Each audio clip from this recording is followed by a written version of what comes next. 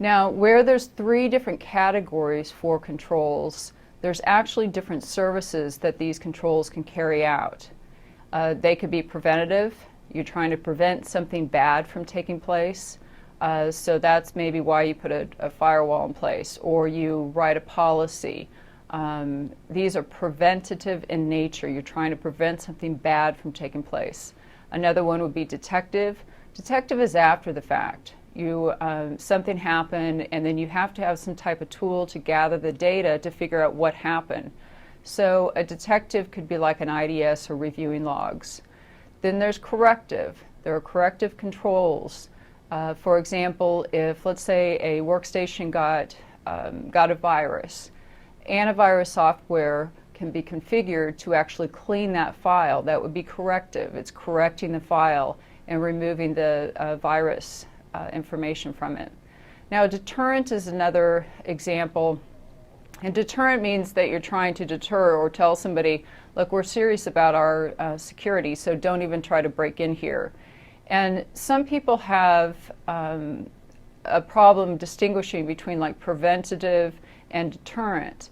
A deterrent is specifically so somebody knows and somebody sees that you're serious and you're trying to say, look, go move on to an easier target.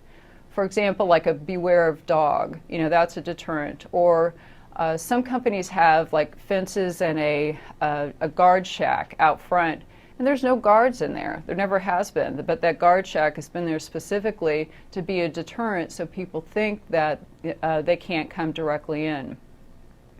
Another service that controls can provide is recovery. So after something bad happened, they recover. Maybe the data got corrupted and you need to use your backup data, those types of things. And then the last type of control is compensation or compensating control. And a lot of people have a hard time understanding really what this is. These types of controls are alternate. Say, for example, you found the risks, you found your vulnerabilities, and you have, let's say you need security guards. We figured that that's what we need, is security guards to protect our environment.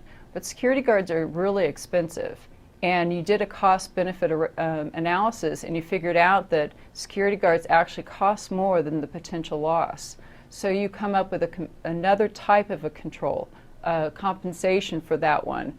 And so then you would buy something cheaper like locks or fences or something like that.